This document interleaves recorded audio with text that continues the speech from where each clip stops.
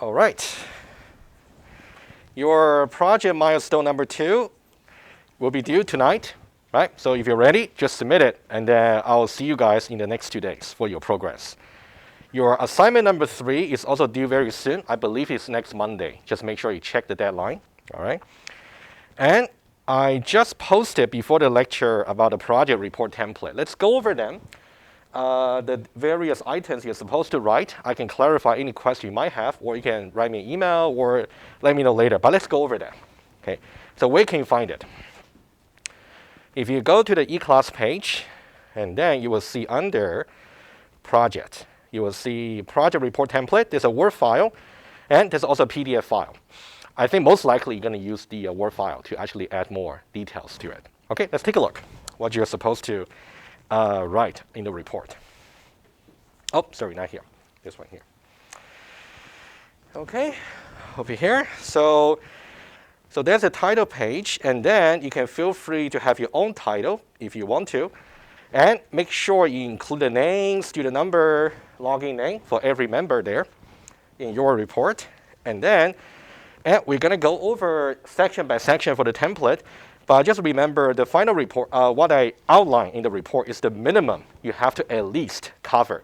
If you believe adding some more details or section can help, then definitely feel free. That's okay. But just remember the main purpose about the report is to help readers being the new learners of your compiler. They should really learn about your language, about how to write tests, how to write program, and also how to interpret the HTML output. Okay, that's the main purpose. Just don't lose the big picture. And do you have to discuss how you implement your Java classes? No, you don't have to. So that can alleviate some burden from you. You don't need to discuss them. What you're going to focus on will be for the external user, how they are supposed to learn about your compiler. That's what you got to write. Okay? And as I mentioned in the project description, there will be a minimum of 10 working examples you have to submit. Feel free to submit more if you want to, but at least 10. So these examples should really best illustrate the ability of your compiler. So this is really important for you to know. Let me read it together. So the readers will assume that your 10 examples represent the most sophisticated programs and or tests that your compiler is capable of measuring. For example, let's say if in your 10 example we don't see any nested loop, we assume your compiler doesn't support nested loop. Right? So make sure you put the best of your compiler into the examples. If you need to put more examples, feel free, but at least 10. That's a minimum. All right? And okay, so here, optional. So you can definitely get more examples if you want to. And there will be okay, let's go over a table of contents quickly. And then I'm going to go over section by section quickly. Section 1, you got to describe the input language, the structure of the program. If there's any advanced programming features you actually support, you can definitely refer to the list I put in the project description. Or if you got any more advanced feature you actually support, you can impress us by including them here. And also the test will be the structure. And I'll explain 1.4 a little bit more once we get there. So section 2 is about the structure of your output, basically index.html. How is the user supposed to interpret what you display in the HTML file? Right? That's what you should do. And number 3 over here, I call the justification, which is important for not formal. It's supposed to be informal, but should be informative. Right? That's something I'll talk about as well. Depending on how many criteria you end up supporting. I think based on the 2 milestones, you're supposed to support at least 4, right? So 2 from milestone 1, another 2 from milestone 2. So at least 4. But if you support more, you can add more subsection. I'll talk a little bit more about this once we get there. And here, when I say summary of the submitted examples, you're not supposed to just copy and paste the code from your input file into here.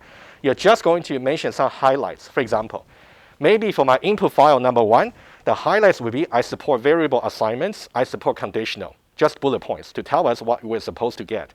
And maybe for input number 2, you actually illustrate about nested loop. For input number 3, you illustrate other features, right? Just highlights. Miscellaneous, basically just any additional functions of your compiler, for example, type checking, error reporting, or anything you think that's worth mentioning. Number 6 is also important. As you guys try to test your compiler, you must have discovered certain limitations. Mention all of them in the limitation section. For example, let's say if you claim that you support nested if conditionals, but somehow whenever you put maybe double nested if conditional, your program will crash. Mention that in the report so we would know. Otherwise, if you find out some limitation which is not mentioned in your report, then we might actually deduct more marks, right? Just make sure you actually mention all the limitations you're aware of. So these will be the sections you have to cover. And let's dive a little bit more into detail quickly. Overall, do you guys have any question about what you're supposed to cover? All right, we okay? All right. All right, let's take a look. Okay, input languages, second one. So you'll describe your program, and then, for example, you might just be a little bit symbolic, just about what a program would look like in your design. So maybe there will be some section for variable declaration. There'll be one section for functions and etc. Okay. So the idea for this section here is to include as many features as possible to tell the user what your programming language can support. Okay. That's what you should do. And you guys can read a little bit more detail. I try to just give you more guidance about what you're supposed to do. And the example you put in this report section doesn't need to be realistic. It can be just symbolic. You can just say variable x, function f, and etc. Okay. There'll be 1.1, and 1.2 will be the advanced programming features. Anything you think that's beyond basic, you should pretty put here, section by section. For each one of them, briefly explain its syntax, and then give us some examples. And also, if somehow the advanced feature is covered in some of the submitted example, you can just cross-reference. For example, you might say, for this particular feature, C input maybe -1.txt, for example. That'll be enough. You don't really have to copy and paste the code into the report. The TA or myself, we can just go there and look by ourselves. Okay, and then 1.3, it's very similar to 1.1. This part here is just to describe the structure of a test. So it really depends on you guys' design. Maybe the test and the program are not really distinguishable. Maybe you can say that, but you got to tell us how exactly can you really write a test versus a program. So that will be the goal for 1.4.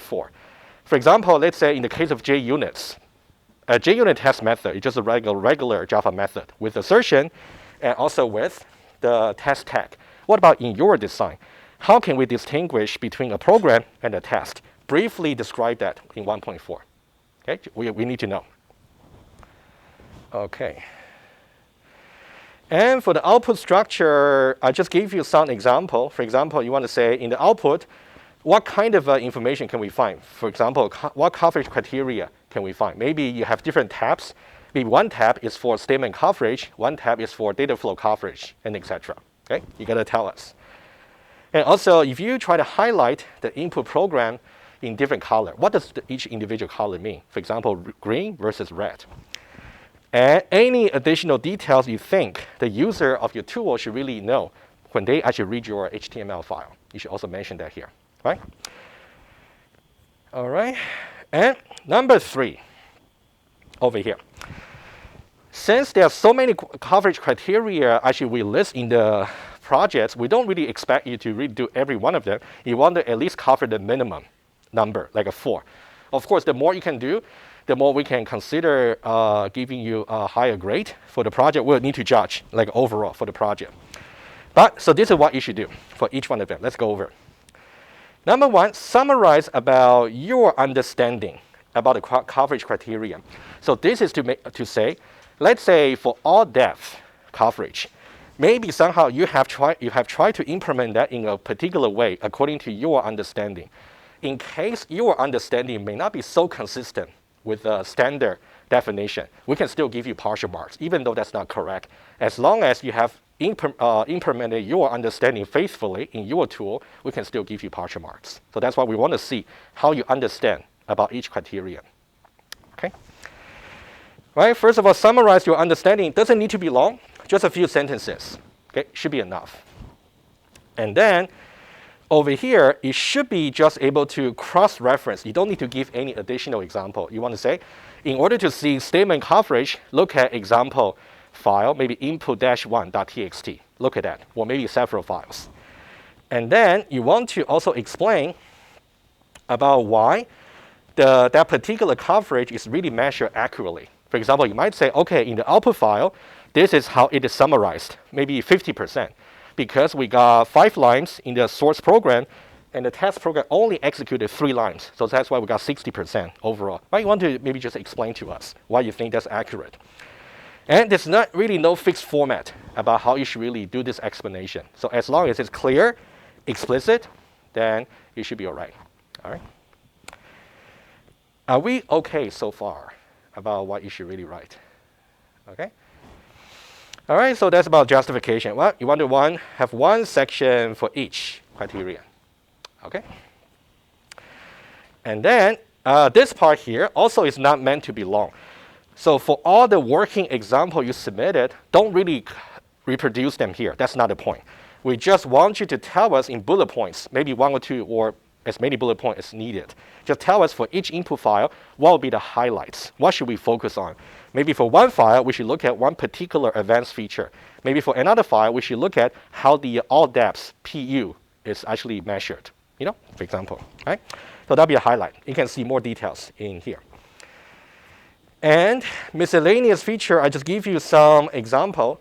It could be type checking, error reporting, or maybe if you got some very special handling of multiple input files, and etc.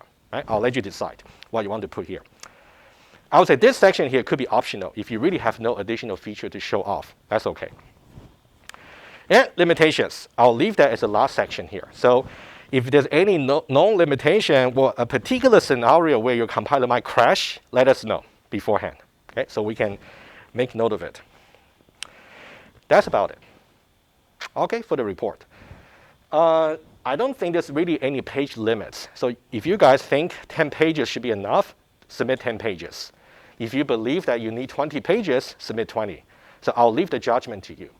But just remember the main purpose for this report is to really let me and the TA to learn about your tool and let us be able to use your language right away, right, after reading the report. That's the main purpose.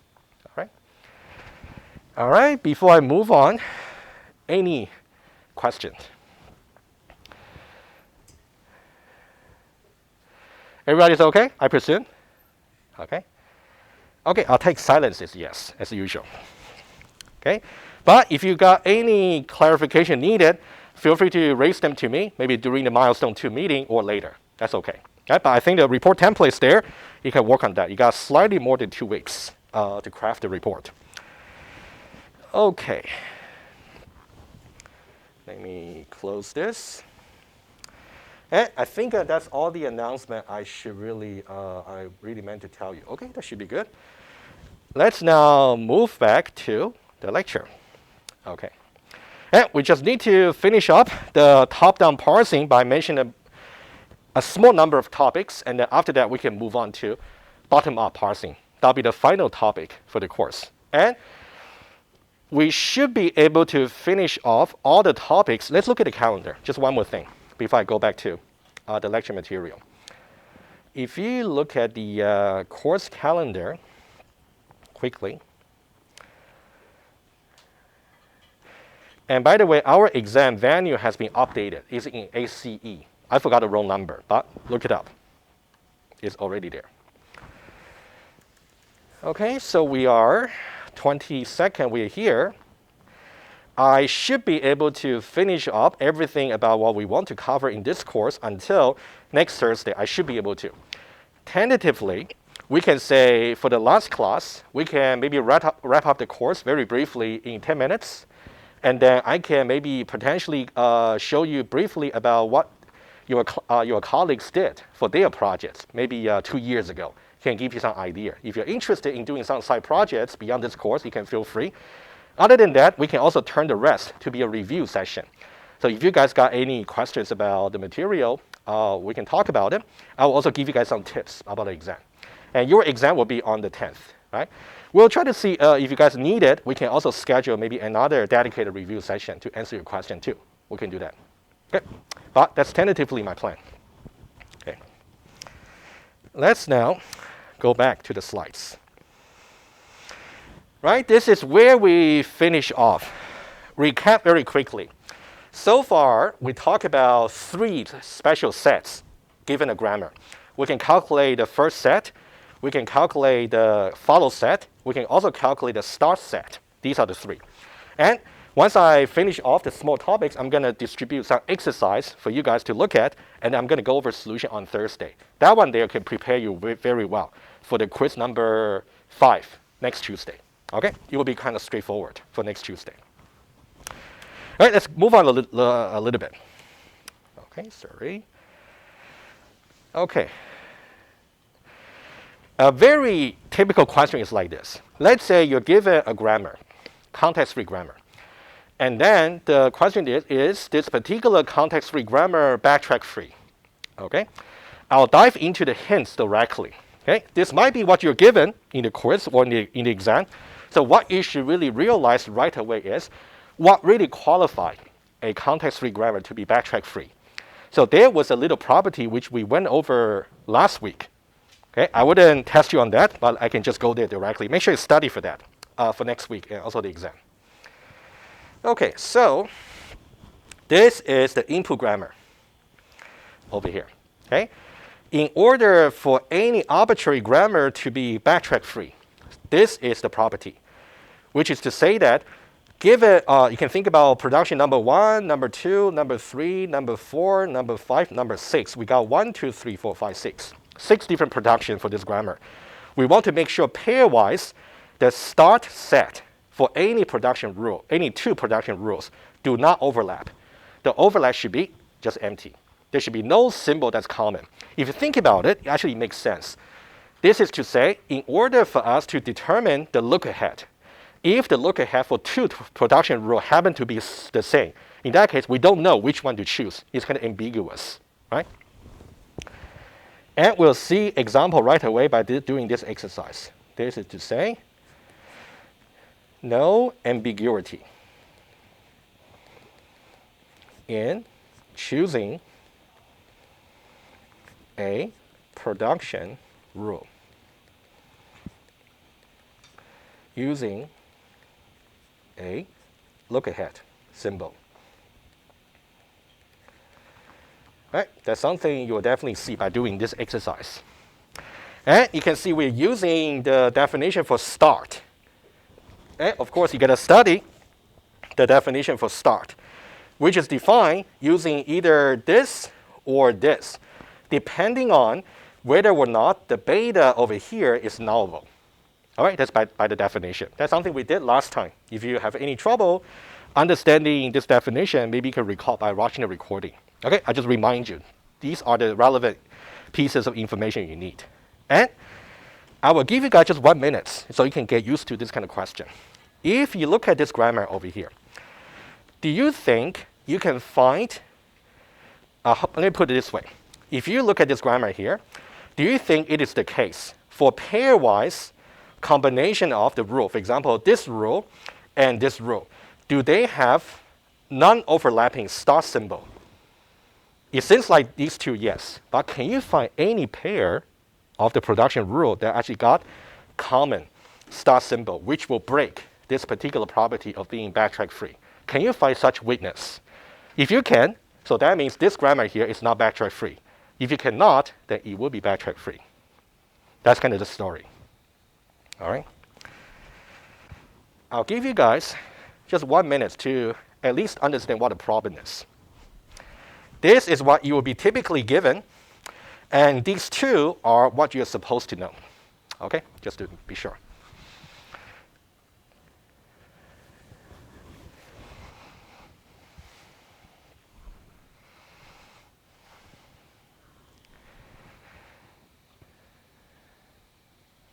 Okay. Another 20 seconds. Okay.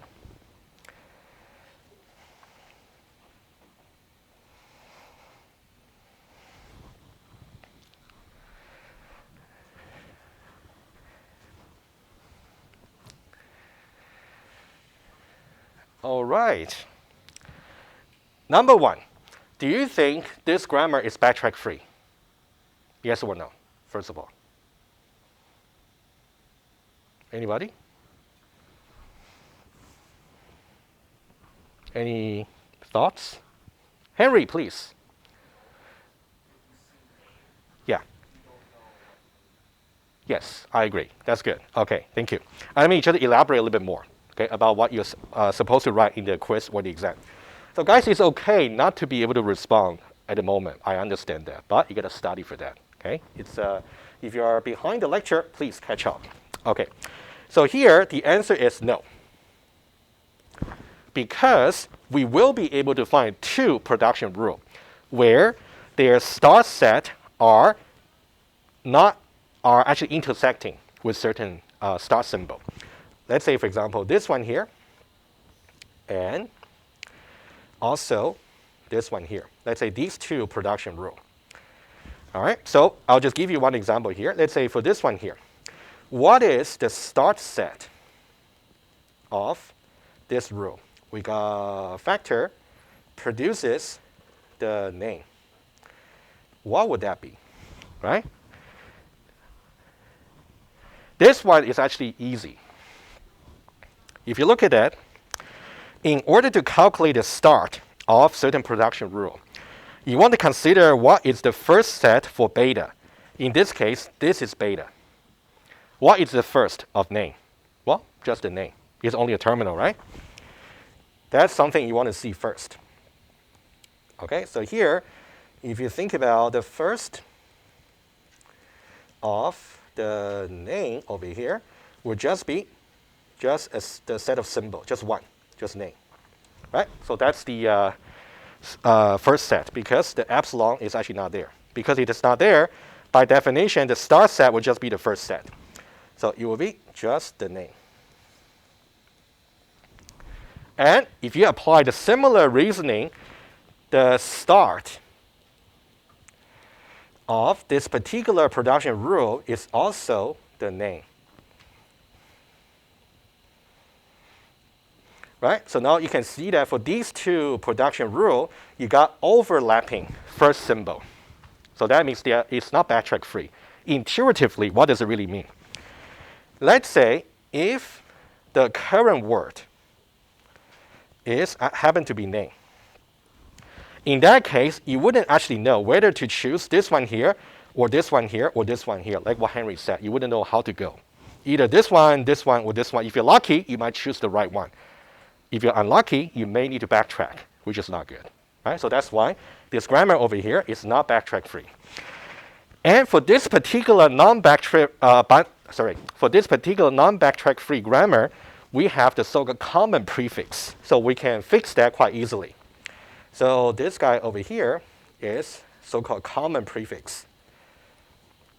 And we can fix it so that it becomes backtrack free. Okay, so if you go back to the slides, you will see exactly what I just showed to you. You can just go over them. Okay, and it's also very important for you to look at this conclusion over here about why intuitively it's not backtrack free. Because when you got a name to decide, you wouldn't know which rule to go to. You got three candidates. Robbie.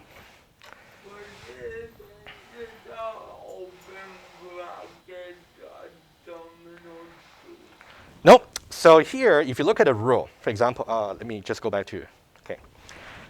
If Robbie might be talking about here, right? Yeah. Okay, that one is actually not relevant here.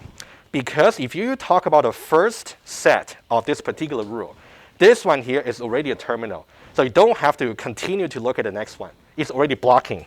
That's the only one you see, which is the name. Okay, good question. All right. So guys, what Robbie just was asking was, should you consider this one? No, because before that, it's already a terminal. All right, according to the definition for calculating the first. All right. And what we want to do for this particular kind of violation, we can have something called left factoring, which is quite straightforward. Let's see how we can do it. Let's go over some slides, and then I'll show you how you can fix it.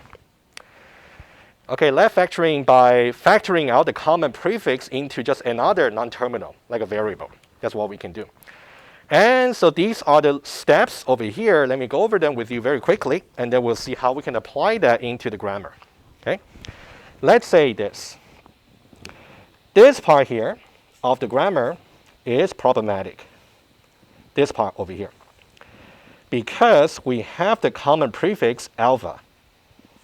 Alpha all the way to alpha. Whereas for gamma over here, they don't have any occurrence of alpha. So they are not part of the problem. Only the purple part, which I just highlight. And that's actually the general case, because not necessarily every alternative in your production of your variable production should be fixed. Not necessarily. Okay? So how can we fix them? We just want to fix this part over here. Just this part. So what we can do is we can simply say, you can say here, this is a common prefix. Alpha, we'll simply put it here. And then after that, it can be either beta 1, beta 2, or beta n.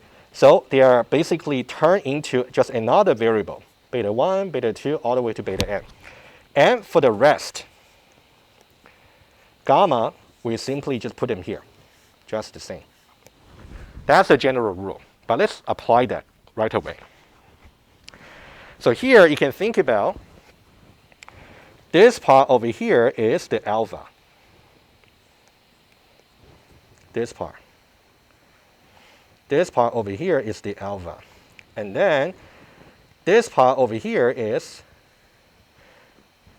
this nothing here, like epsilon. This is like a gamma 1. So this is, beta 1. Beg your pardon.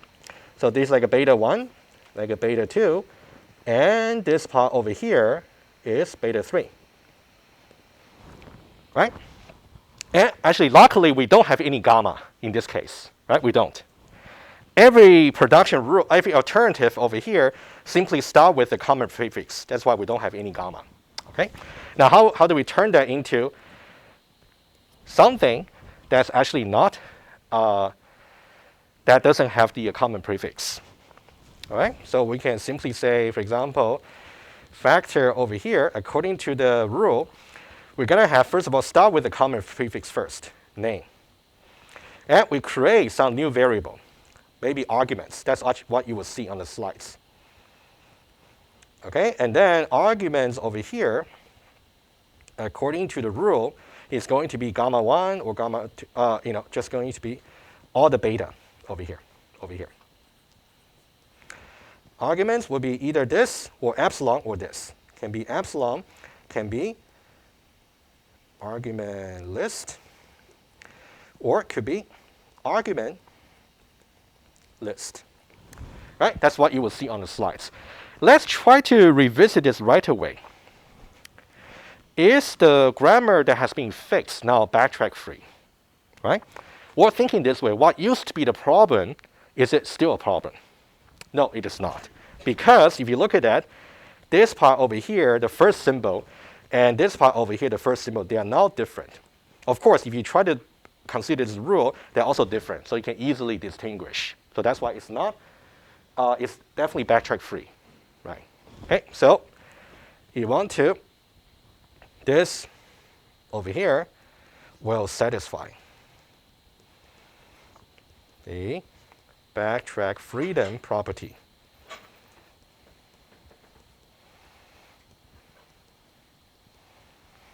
All right. All right, so that's about left factoring. Okay, are you guys okay? Right?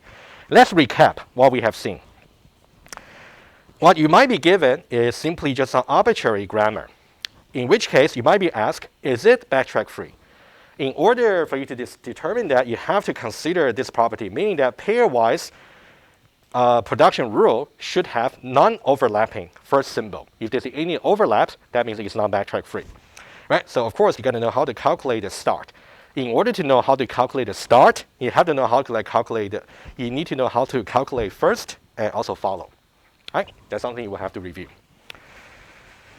Okay. And we have spoken about it, which is good. Okay, so let's now review quickly about what we have seen. We're getting to the very close to the end of top-down parsing. So given an arbitrary grammar into a top-down parser, right? So far, we talked about two issues. One is about termination. The other one is about backtracking. Question for you guys. How do we avoid non-termination for top-down parser? What does the input need to satisfy? What kind of property do we need? If you guys remember. Colleen, do you seem to remember? Absolutely. Thank you so much. If it's left recursive, you got to remove it. Convert that into right recursive. Thank you. And the next question would be, how can we minimize backtracking or to remove the backtracking? That's basically what we have talked about in the last few lectures. There are two things. Let me just get to review them right away. You may have to do some left factoring for sure, and also the main thing is about having that one symbol look ahead. So that means you want to calculate the start set, right? So these are the two things. All right, so let's talk about some properties here. So this is some property which we don't have to prove. Not every context-free language has a corresponding backtrack-free context-free grammar. So it's just a property here. So let's consider this here. So let's say you have certain language, let's say you have some context-free language I. If you look at the formulation here, I is here. And if I simply ask you the question, is there any backtrack-free grammar such that its accepting language is exactly I? This problem over here is undecidable. It's not possible for you to write an algorithm to find that. Okay? That one's for your knowledge. On the other hand, if I ask you another question, I give you a grammar, and I ask you whether or not it's context-free. That problem there will be decidable, which we just did. What should we do? You got to check to see whether this property over here will satisfy. Okay? So this slide here, you want to make sure you understand these two, this problem over here. Given a language, you want to know whether or not there is a context-free grammar that's backtrack-free. That problem there is undecidable. On the other hand, if I give you a grammar to decide whether or not it's backtrack-free, that one there will be decidable, right? So these are two different problems. Okay. All right. And then I think one more. Okay. And then maybe one or two more slides, and then we can give you the exercise, and then we can take a break. Let's now go over some final definition. So there is this so-called recursive descendants parser. Okay, that's some term you might actually run into when people talk about compiler. Okay, whenever we talk about recursive descendant parser, we are basically talking about top-down parser, about top-down parsing, and we're going to talk about bottom-up parsing as well, but it's not recursive descents. And it will be structured as a set of mutually recursive procedures. So this part here, I'm going to give you some flavor about how it can be implemented, but this is usually done by some parser generator like an Untitled 4. You never have to actually do this by yourself, but you just need to know about roughly how it should be done. Okay, and then we'll look at the example in just a moment. And then, let's see here. Yeah, so given some grammar, the tool such as a parser generator like an Untitled 4, internally they will actually calculate the first, follow, and start set automatically for you. But you ought to know how to calculate them if you had to do it manually. And efficient, okay, LL1. This is something you might see later when people talk about compiler, LL1. LL1 here, every bit of the name has its meaning. Meaning that L here has a meaning, L here has a meaning, 1 here also has a meaning. Okay, let's talk about it. Since we talk about top-down parser, the first L means the input is going to be processed, the word in the algorithm from left to right. That's the first L. Do you want to take a guess what the second L is for top-down parsing? What are we really trying to find out using top-down parsing? What kind of derivation are we trying to find out? Do you guys remember? What derivation? Robbie? Leftmost derivation, thank you. Left. So the second L means finding leftmost derivation. When we talk about bottom-up parsing later, it's going to be about rightmost parsing. So we're going to see another kind of parser. We'll change the second L from L to R. Okay, just remember the naming. And the 1 here means we are simply having one symbol look ahead, the start symbol, right? So LL1 parser over here actually kind of summarizes what we have talked about so far about different ingredients for the parser. Okay, top-down parsing, processing the input from left to right, finding automatically the leftmost derivation with one look-ahead symbol to avoid backtrack, basically. Okay, good. Okay, and let's see what else. Okay, let me see. Oh, I think just one final slide to show. Okay, this one here, I'll show you briefly. So this fragment of code just gives you a taste about how you're supposed to implement the LL1 parser, okay, given the rule. Okay, I'll just show you quickly how you can read it, okay, quickly. Let's say we have a part of the grammar over here, expression prime, which can either go for this way, or this way.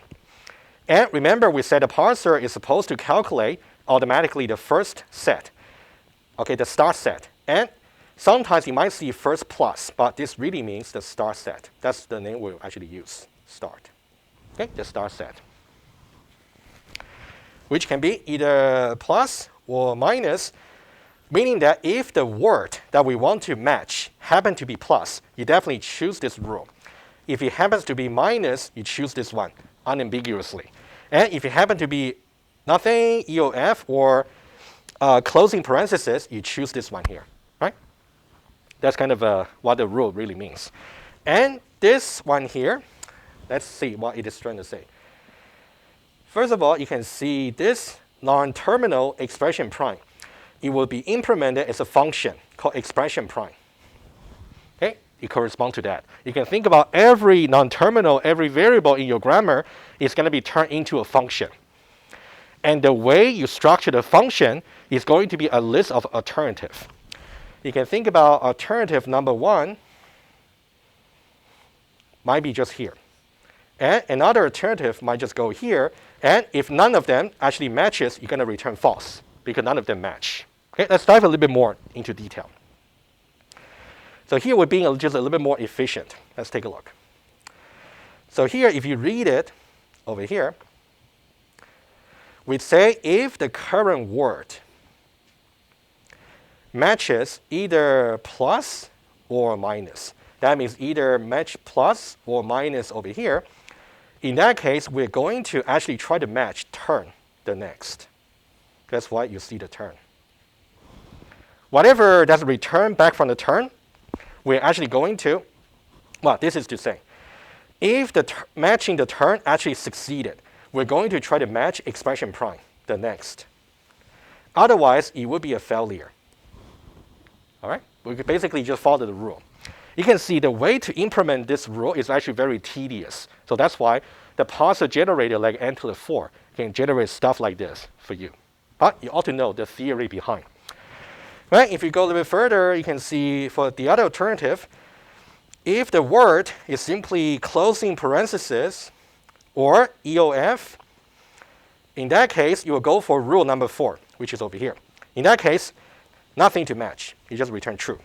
You succeeded. Okay? Otherwise, if none of the alternative actually match, you will just return false. It's a syntax error.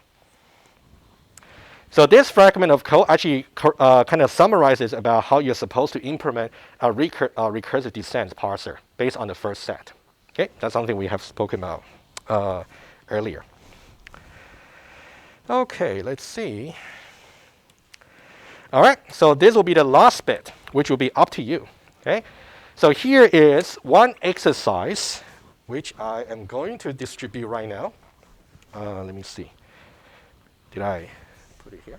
Just find out. Give me a moment. Oh, there we go. Okay, I'm going to distribute it now. You guys can pass around. So Robbie will give you a copy here. Okay. And your task is try to attempt it before Thursday's class. Have your answer. I wouldn't grade it, but I'll just go row by row. And then I'm going to go over the answer together with you in detail on Thursday. But I just want to give you a little bit more hints before I leave it with you. Yeah, I'll go over by 1, 2, 3, 4, 5, 6, 7, 6. Maybe not you, I guess. Okay.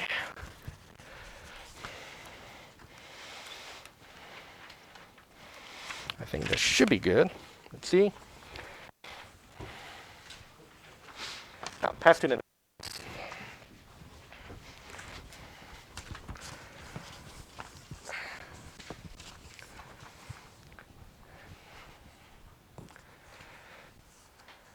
Okay, everybody got a copy? Okay, good. Yeah, so the question is also on the slides. Let's go over them very quickly so you will know what to do. So this will be some given grammar, a bit symbolic. Okay, the question is it suitable for a top-down predictive? Oh, by the way, so when I say top-down predictive parser, it's really recursive descent parser. Okay, you can look up its definition in the earlier slides as you study over them. And then this will be the question. Okay, now you have to somehow process this grammar in a way to find out whether or not it's backtrack free, and also using a first set. So these will be hints for you. If you believe it is a suitable top-down predictive parser, in that case, show that it satisfies all the conditions. And more hints for you. You should really look at the earliest slides over here for the definition. Right? That's the slide you should really look at. Okay? That's number one. And if you don't believe it is satisfying, identify exactly the violation, like how we did it for the refactoring example, and then try to correct it. Okay? That'll be another alternative. Okay? Hopefully everybody kind of knows what to do. Okay? Of course, the details, feel free to work in groups if you want to. So you guys got 2 days before Thursday's class, and then we're going to walk through the solution in detail with you. So make sure you're prepared partially for quiz number 5. Okay? Good. All right, so I'll leave that to you. And then why don't we take a break and take attendance? And then we'll start a new topic. Okay.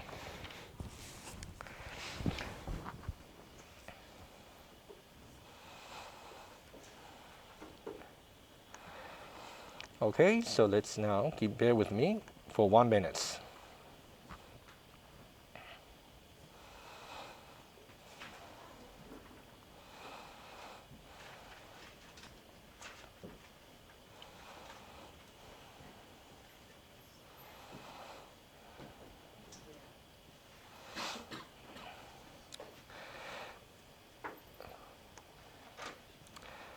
View the course online.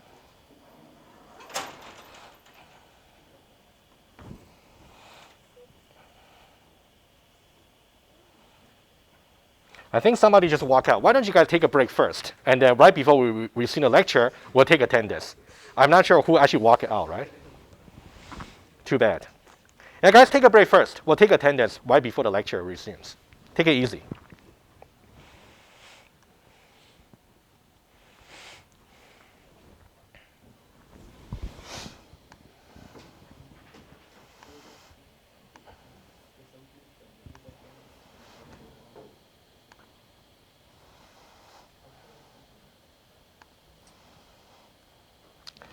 Yeah, it's now 3:20. Why don't we take a 3 minutes break? Okay.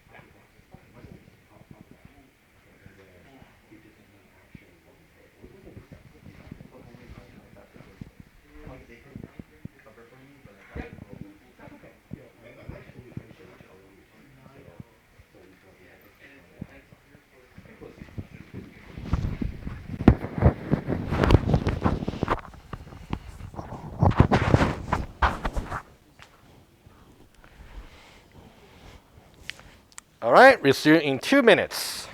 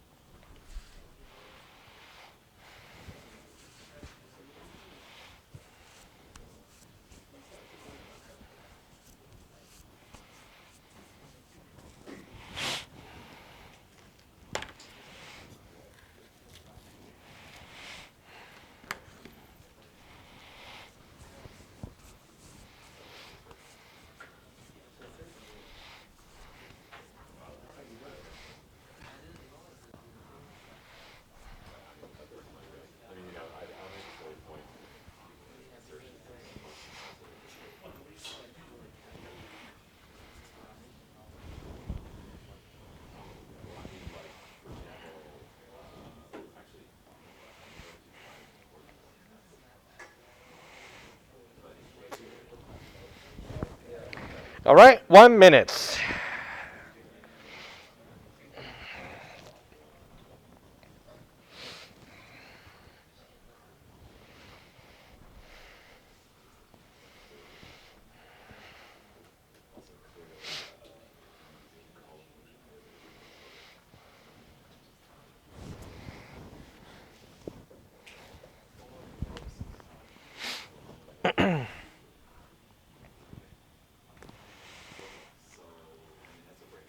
All right, guys, 1 minute, and then we'll resume.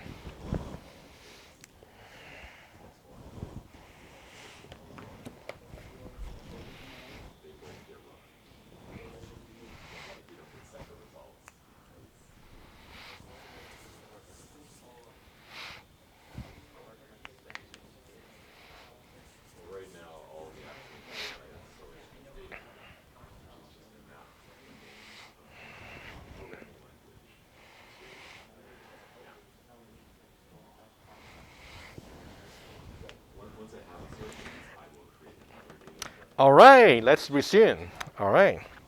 Oh, before that, why don't we take attendance right now, since everybody's here?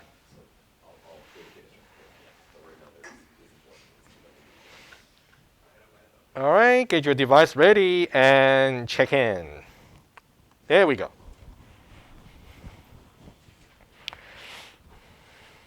Good.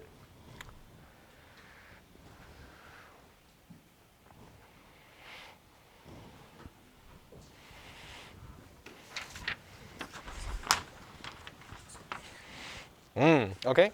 Why don't you put it here? Do you have a pen? I might have a pen. I'm not too sure. Yes, I might have.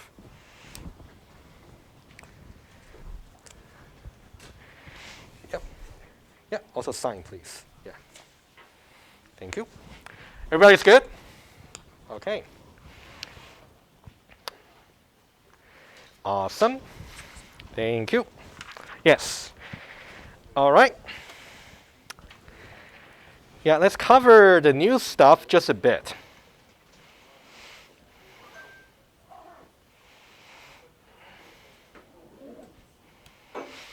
Okay, good.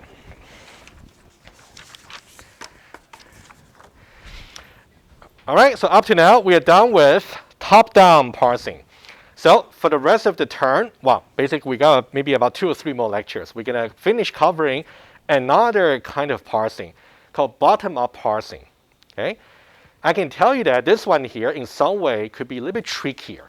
It's not so intuitive, but it's also something you should know when you learn about compiler. But anyway, we'll try our best, right? Let's just for today, I don't want to get to the tracing just yet. Okay, I think it's good to just have some intuition, just drawing some diagram and understand certain concept, and then we'll start tracing next time after we have gone through the solution to the exercise today, right? Let's make sure everything's done properly. Okay, let's go over just some bullet points over here. Oh, before we get to bottom-up parsing. In top-down parsing, if you remember the way we did it, right, according to the algorithm, we start with the start variable as a root node, and then we try to work towards the leaves. If you remember something like this, right? We start with the start variable, and then try to apply different rules, and then do things like that. And of course, sometimes if you don't really have to look ahead, you may have to backtrack and go back and to the previous one. That's basically what we did for top-down parsing. Bottom-up parsing is something the opposite in some way. Okay, we'll see. Oh. Leftmost derivation. And what about for bottom-up parsing? And we're going to still process the input from left to right. So this part is the same. Okay, still from left to right.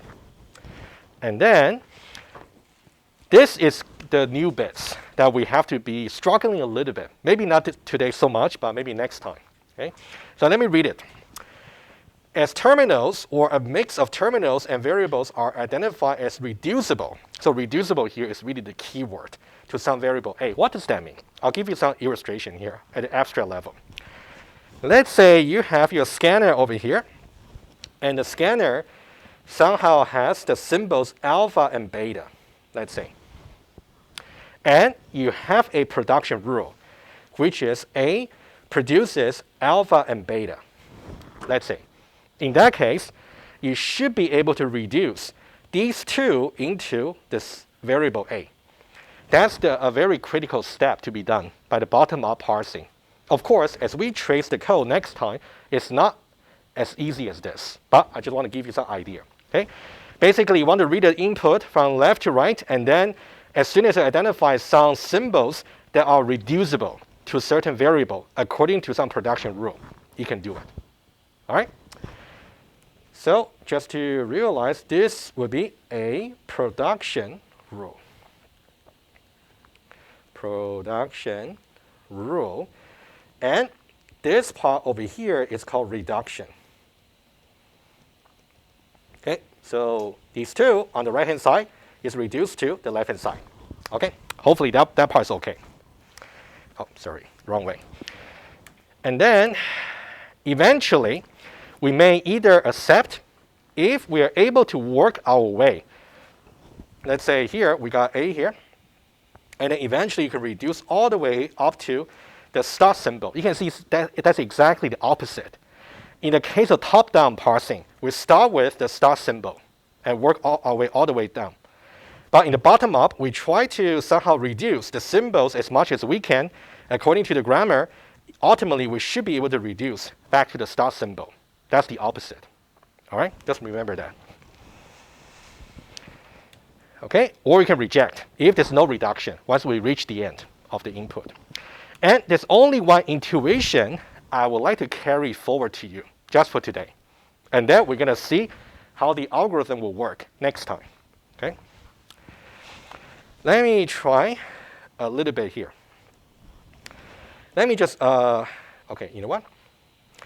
Let's say so far we have reduced A up to here. Okay? Let's say for the next one, let's say together with these two, A, and also the next two symbols, we can reduce to B. Okay? And then also together with this, we can reduce to C, and these two will be D, and these two will be E, and then F. That's kind of the order of reduction.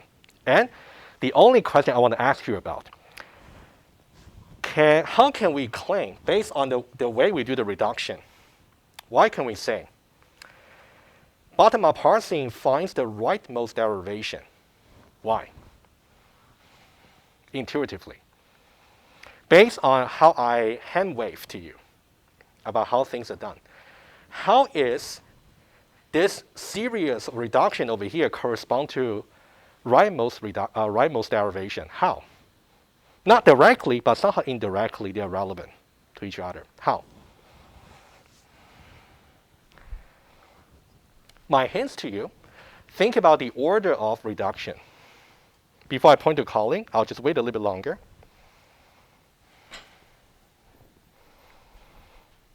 Colin, go ahead, please.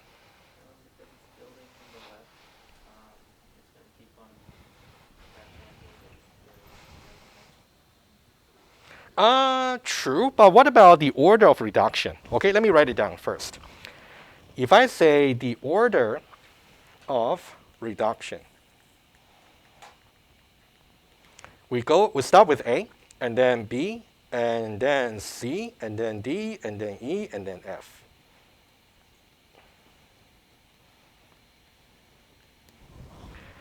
How is this order of reduction relevant to rightmost derivation?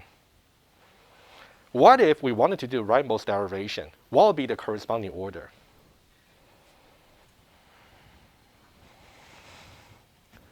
Wouldn't it just be the reverse? Start with this, and then rightmost is here, and then here, and then here, and then here, and then here.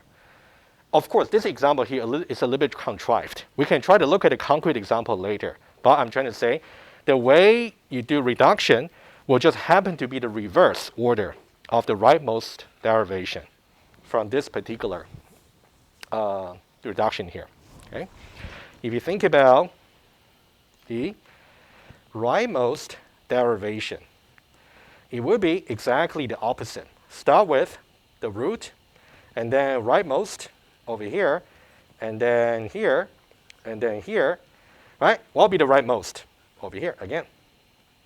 Rightmost, only one here. Of course, I'm omitting these two, these over here, but you can see the idea, right? So that's one property you want to remember intuitively. So when we say the bottom-up parsing can really find the rightmost derivation, you want to remember it's not directly rightmost derivation, but the reverse of the rightmost derivation. But you can easily reverse that, okay, once you get the parsing order. Okay, any questions so far about here? We're fine, right? And let's go over maybe one more slide before, once we get to the algorithm, I'll pause, and then we can continue later. And we have another kind of parser called LR1. Before the break, we saw LL1. All right? So let's now understand what LR1 really means. L, here, still from left to right. The way we process the input is still from left to right. That part is the same. What about R? Rightmost derivation. Something we just try to understand intuitively. Rightmost derivation. What about 1? Look ahead symbol, right? If you just want to shout it out, that's a good sign. Look ahead 1 symbol. And LR1 property, let's go over that quickly, can be left to right scan, and also reversed rightmost derivation, okay? And then 1 look ahead symbol. Okay, good. And next time, we're actually going to start tracing the bottom-up parsing. And the critical notion to really understand for the bottom-up parsing is something called handle. You can think about handle is like in what state are you doing the bottom-up parsing for reduction? That's something we have to focus on when we do the algorithm. All right? And the algorithm itself, I'm going to pause very soon. I just want to mention some points over here. This will be the algorithm. Itself, it's only about, I will dive into the more details next time. But I just want to show to you over here, if you look at the algorithm, okay? If you look at the input over here, you can see we got some context-free grammar, and also we got 2 tables. They are called action and also go-to table. So that means in order to really learn about the bottom-up parsing, not just that you want to understand the algorithm. Initially, when we first try to trace the algorithm, we assume these 2 tables already exist. And then we'll try to see how the algorithm can go. How the algorithm will go once these 2 tables are available to us is rather straightforward. We'll do that first. And then we're going to look into how to construct these 2 tables, which are the critical key for bottom-up parsing to work. Right? So there are 3 things we want to learn about bottom-up parsing. Number 1, we want to see how the algorithm will work in terms of tracing it. So we assume that the action table and the go-to table are already available to us. That's something we do first. And then we're going to learn about how we can construct the action table and the go-to table, given some grammar. So these are the 3 things we want to learn about the parsing. Okay? And for the details, I would suggest we go over them on Thursday when we do the tracing. Okay? And do you guys have any question? About the projects? About good? Everything's good? All right. And one more advice for you. Since our exam is so early on the Saturday of the same week, you may just want to start going over the materials, right? So if we really turn the last class into a review session, you will have some questions for me. All right. So guys, we're done today. You'll be finished early, and then on Thursday, 2 things to do. Number 1, we're going to go over a solution for exercise for top-down parsing, get you ready for quiz number 5, and then we're going to cover some tracing for bottom-up parsing. That's it. Thank you, and then I'll see you on Thursday.